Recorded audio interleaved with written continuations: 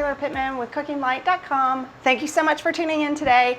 We are actually not live. This is pre-recorded, which is why I'm still sporting the same side ponytail and same clothes that I wore last Monday. But if you do have questions, we're going to try to anticipate what they might be, and everyone here is going to help me try to come up and think of any questions that you might have. But if we don't address them, please just leave your questions in the comments and we'll get back to you. So today I'm making a gluten-free meat and zucchini lasagna. So it's gluten-free in that it uses gluten-free pasta instead of, a lot of gluten-free lasagnas use vegetables in place of noodles, which is great. That's delicious. I've made and eaten those, but sometimes you want a noodle experience, but maybe you can't have gluten. That's the case with my father, so I'm always experimenting with different types of gluten-free products. Like gluten-free pasta has come a long, long way. So this is a meat and zucchini lasagna, so I'm starting with some meat and some zucchini. So this is a pound of lean ground beef. I'm adding to that, and I'm just going in a nonstick skillet. I'm not even using any oil because I don't need any. I'm adding 5 garlic cloves that I've minced up, and then a pound of zucchini that I've chopped. Okay, so when I was a kid, there was a frozen zucchini lasagna that I loved, but then I kind of didn't love it because the zucchini was sliced, and I'd sometimes pull out a big sort of wad of sliced limp zucchini. I didn't like that. But I like the idea of zucchini. So chopping the zucchini, I think helps a lot texture-wise. So that's why it's chopped. It also cooks pretty quickly. Everything's cooking here together in the skillet. You should not need to drain this when it's done. I'm just going to let this go until the meat browns and the zucchini gets kind of soft. And I have a question. Great. If you didn't want to use beef, could you use chicken or turkey? Absolutely. If beef is not on your menu, you could definitely use ground turkey. You could use ground chicken. I would recommend against ground turkey breast or ground chicken breast just because it's so lean. Even though this is lean ground beef, it's about 7% fat. When you get ground turkey or ground chicken, it's about, I think, 8%, so it's pretty comparable. But the poultry breast is just too lean. It just gets kind of dry, I think, in this type of application.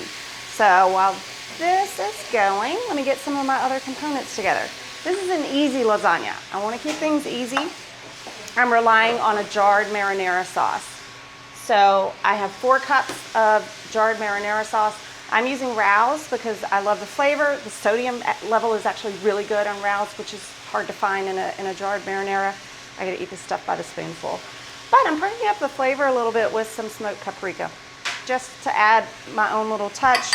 When you're making this, you might think, oh, I didn't make the sauce from scratch, but you can add just a little something to gussy it up.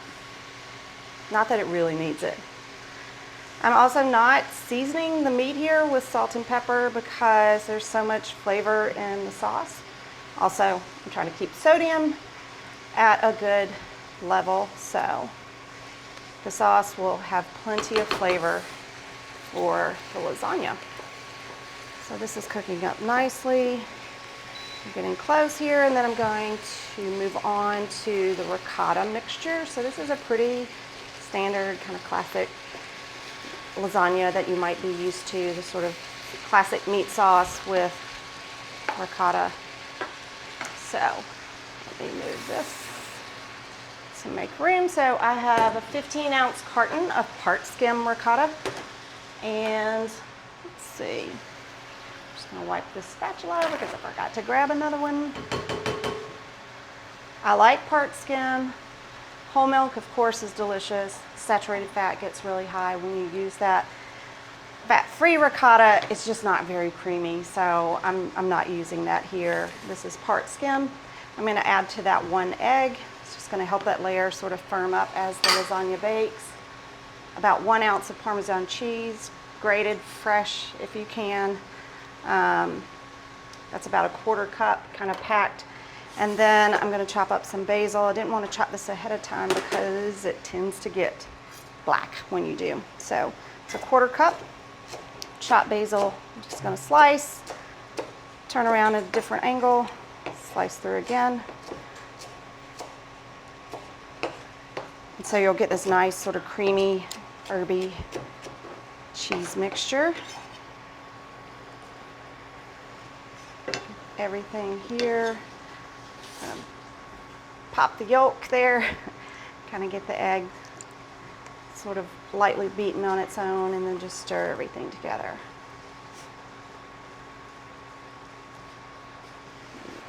Pop back over here real quick to my meat mixture, which is almost done.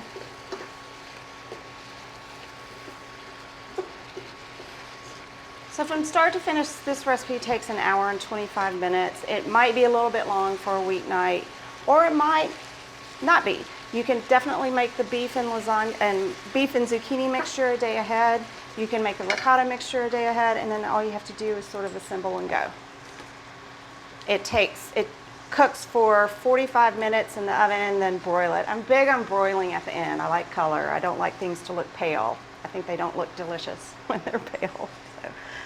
So it bakes for, the cook time is about 47 minutes when you add in a couple of minutes of broiling.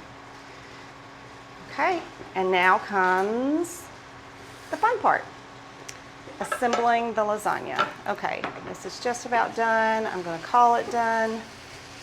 It's pretty much done. It will finish cooking in the oven if it's not finished right now. Okay, let me grab this. I have a 13 by 9 inch baking dish. I'm using a glass baking dish here, what I think a lot of people have on hand at home. And then I just want to show you guys, let me get everything sort of within reach. So I'm using, this is, I just wanted you to see the packaging. It helps me when I'm at the store to see what I'm looking for. These are some gluten-free oven-ready lasagna noodles made by Barilla. They're really great.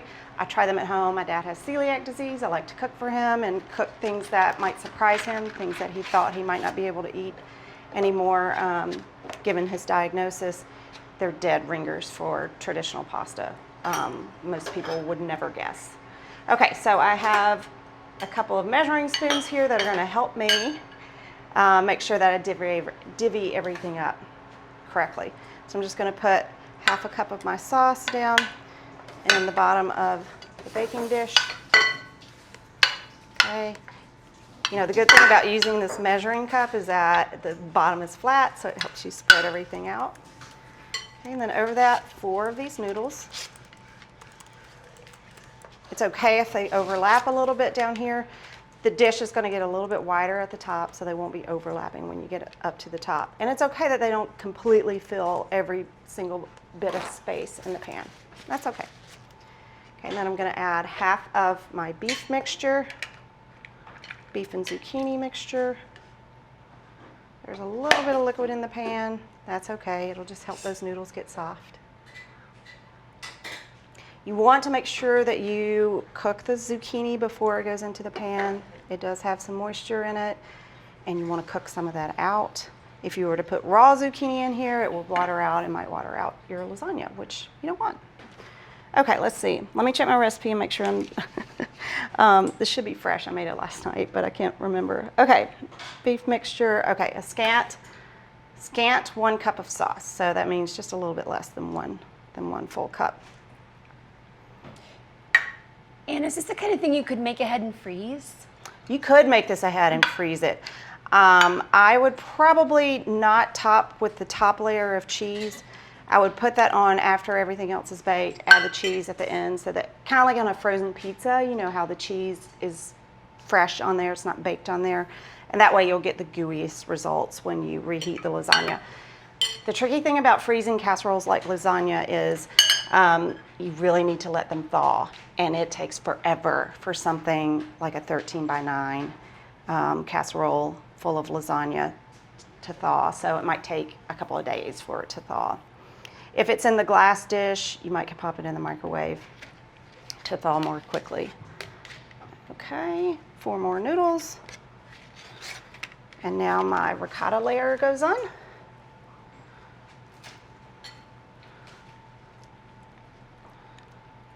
Okay, all the ricotta, so that we have a distinct, nice layer there. And don't get too crazy and don't be too much of a perfectionist with this. I mean, you do want to get the noodles covered, but You know, everything kind of ends up bubbling up together in the oven, so you don't have to be super precise here. Okay. And then another scant cup of sauce.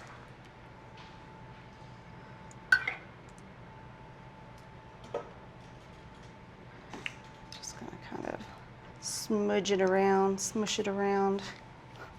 Smudge, smush. Okay, 4 more noodles. So 1 box of noodles with this brand gives you 16 noodles. Is exactly what you need for this recipe. Don't you love it when you don't have like all but 1 or 2 noodles that you need, like when the whole package is just what you need? Like what if I had called for 18 noodles and you had 16 in the package and you had to go buy another box? That would be very annoying. Okay, let me break this up. Okay. That goes over there. I have a little bit of part skim mozzarella over here. I'm saving most of it to go on the top. I'm adding a little bit here on top of the meat layers. Whenever possible, please shred your own cheese.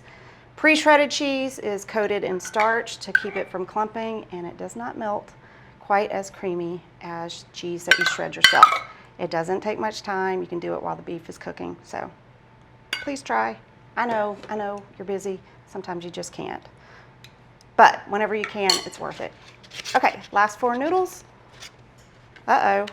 Oh my God. Did I? You guys, I swear there are 16 in a box. Somehow I'm missing 1. Hold on, let me go get another one. Oh my gosh. After all that talk. There should be 16. Okay. There we go, last noodle. I'm gonna cover it with the last bit of sauce. Now here, I know I said you don't have to be precise, and you don't really have to be precise here, but you do want to make sure all the noodles are covered. You know, if you had a cooked noodle, like a traditional lasagna noodle that you had boiled, it would be fine to leave some of the noodle uncovered with sauce because it would get nice and crispy. But when you have a dry noodle like this, you know, these oven-ready noodles, it would be crispy to the point of being uncomfortable.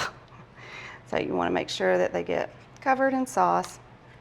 And then the last step is to add the last bit of the mozzarella and the last bit of Parmesan cheese. Okay. If you have kids, layering up a lasagna is a really fun job for them. Makes them feel like, you know, they can be proud that they help contribute to the meal. But I know sometimes letting your kids help means dinner is a little bit more difficult than you might have wanted it to be.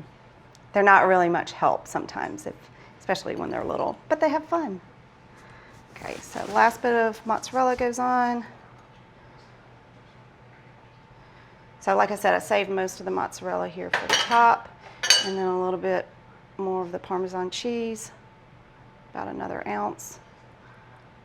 Kind of evenly distribute. This is going to get covered. It goes in a 450-degree oven. Okay, so make sure you spray your foil so that the cheese doesn't stick to the foil. That would be so sad. This goes into a 375-degree oven. I was thinking about a different recipe. I'm so sorry. This bakes at 375 for 45 minutes. Then you can pop the foil off and broil it for a couple of minutes to get the cheese a little bit browned. And let me show you what that looks like. Okay, let me get this in the oven. Oh. The oven is still hot, but I somehow turned it off. Okay, let me bring over the cooked one. Okay, here is the baked lasagna. Again, these are gluten-free noodles. It is hard to tell that they are gluten-free. Let me clean my knife off a little bit here and cut and plate a serving for you. So one thing I like to remind people of, especially myself, is that when it comes to dishes like lasagna or pizza, that is my entree. It should not be my entire meal. It's the entree, and I want to have a nice vegetable side dish with it. Okay, so that helps a little bit with portion control. It's just a nice reminder. You still get a pretty hefty portion of lasagna. This serves 9, so I'm going to cut 3 ways that way, 3 rows this way. And this has been sitting there for a minute. One thing, when you take this out of the oven, you really should, that is so uneven. You really should let it rest for about 10 minutes, at least 10 minutes before you cut into it. If you try to cut into it immediately when it comes out of the oven, it might just kind of relax a little bit too much onto the plate. You want to kind of let it firm up just a little bit. Okay, I'm going for this one. It's an edge piece, but not a corner. Oh, it looks so pretty. Let me turn it around. Okay, look at there. Nice, nice, nice. Put it here on the plate. Ugh. The noodles are tender. There's all kinds of nice zucchini action going on here, but manageable little pieces of zucchini that get tender and don't get squishy. I messed up my layers a little bit, but that is it. That is gluten-free meat and zucchini lasagna. Done in hour and 25 minutes and from start to finish. Thank you so much for tuning in today. I have to let you guys know this is actually the last Facebook Live that we're going to do, and we're not even technically really live, but please stay tuned. I'm not going away. We're going to try something new, so stay tuned for some announcements about that. Thank you so much for giving me your time. I really appreciate your attention, and I hope that I've shared something that you can use in your own kitchen and be proud to serve your family. Thanks so much.